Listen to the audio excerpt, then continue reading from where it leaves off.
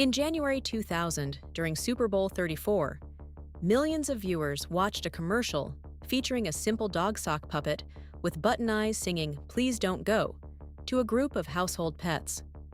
The ad cost $2 million, nearly a third of the company's annual advertising budget. The company was Pets.com. Its sock puppet mascot became a cultural phenomenon. It appeared in the Macy's Thanksgiving Day Parade, was interviewed on Good Morning America, and was featured in magazines nationwide.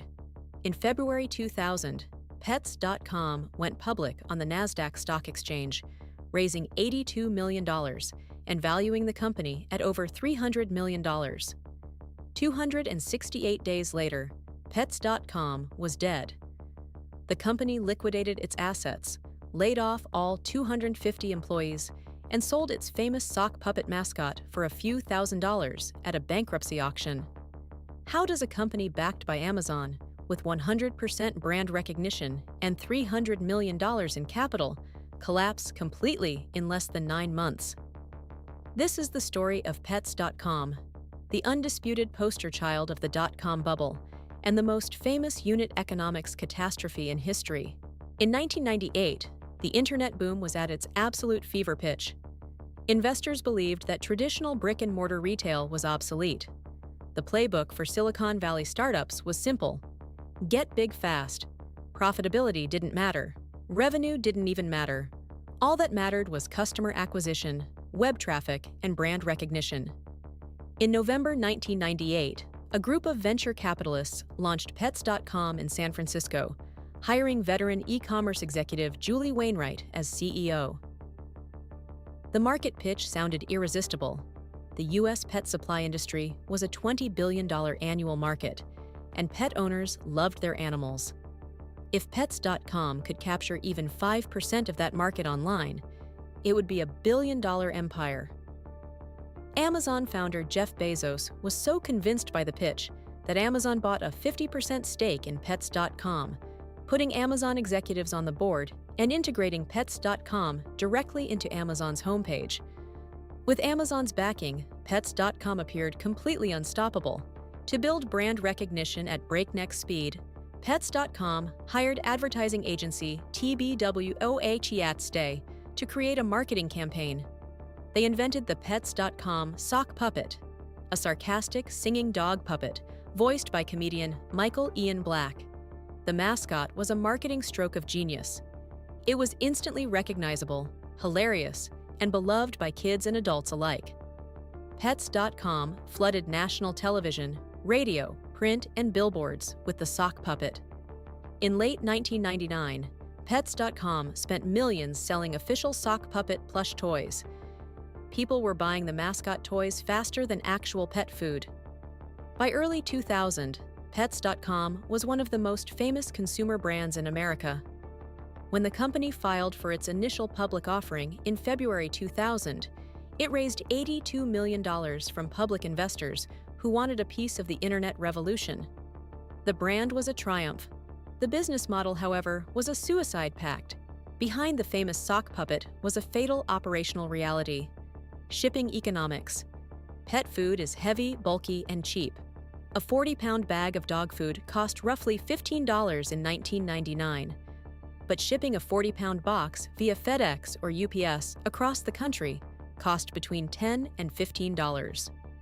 To entice customers to stop buying dog food at local grocery stores and order online instead, Pets.com offered free shipping and massive discounts. Every time a customer bought a $15 bag of dog food, Pets.com paid $15 to ship it, plus warehouse costs, packaging, and credit card fees. Pets.com was spending $27 to generate $10 of revenue. The company was literally losing 60 cents on every single dollar of sales, before paying a dime for advertising, executive salaries, or office space. CEO Julie Wainwright believed that as order volume grew, shipping carriers like FedEx would grant massive volume discounts that would make the model profitable. But FedEx refused to slash rates enough to bridge the gap. The more dog food Pets.com sold, the faster it burned through its cash. In March 2000, the dot-com bubble began to pop. The Nasdaq stock index, which had reached an all-time high of 5,048 points, began a violent downward spiral. Investors who had spent years funding unprofitable tech startups suddenly panicked and demanded a path to actual profitability. Unprofitable internet companies saw their stock prices collapse. Access to venture capital dried up overnight. Pets.com was caught in the open. Its financial disclosures revealed staggering losses. In 1999, Pets.com generated $6.1 million in revenue, while losing $61.8 million. In the first half of 2000 alone, the company burned through $147 million in marketing and operations. Pets.com's stock price, which had opened at $11 per share in February, plummeted to below $1 by July 2000. By September 2000, Pets.com had less than $20 million left in its bank accounts. Julie Wainwright frantically searched for a buyer or a strategic investor. She pitched major retail chains, pet food manufacturers, and rival e-commerce platforms. Even Amazon, which owned 30% of the company, refused to put up additional capital. Amazon realized that fixing Pets.com's shipping economics was impossible under the current logistics infrastructure. No buyer emerged. Nobody wanted to inherit a business that lost money on every single package shipped. Unlike other .com startups that attempted to drag out their existence by burning their final pennies on legal battles and desperate pivots, Wainwright made a rare, decisive choice. She chose to shut down while the company still had enough cash to pay off its creditors and avoid involuntary bankruptcy. On November 7, 2000, just 268 days after its triumphant IPO, Pets.com announced it was shutting down operations permanently. The announcement sent shockwaves through Silicon Valley and Wall Street. It was the highest-profile collapse of the .com crash. All 250 employees were laid off immediately. The company's giant distribution centers in California and Indiana were closed. The liquidators moved in to sell off remaining inventory, office furniture, computers, and intellectual property. In 2001, the famous Pets.com sock puppet mascot rights and domain name were sold to Barnum, an auto loan company, for a modest sum. The puppet that had starred in a $2 million Super Bowl ad ended up starring in late-night television commercials for bad credit card loans. Julie Wainwright later recounted receiving death threats and severe industry backlash, becoming the public face of .com excess.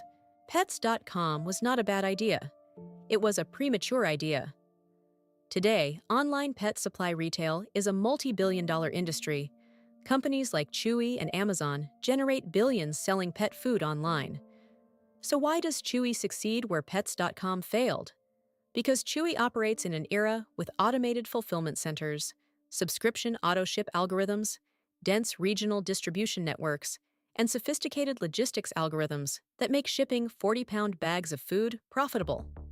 Pets.com tried to build Chewy in 1999 on dial-up internet and standard FedEx ground shipping. Pets.com proved that marketing cannot overcome broken unit economics. You can have the most famous mascot on earth, a Super Bowl commercial, and 100% brand awareness. But if you lose money every time a customer buys your product, growth is just a faster path to extinction. 268 days, $300 million, one sock puppet. It remains the ultimate symbol of the day Silicon Valley forgot how to count.